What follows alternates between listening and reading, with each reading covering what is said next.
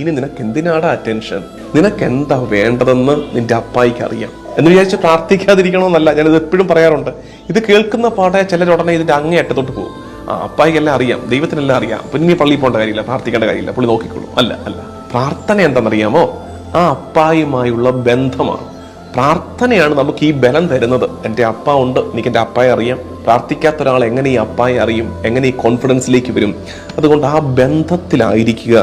നിങ്ങൾ ഉദാരശീലരാകേണ്ടതിന്, ദാനമതികളാകേണ്ടതിന് ദൈവം നിങ്ങളെ സമ്പന്നരാക്കി.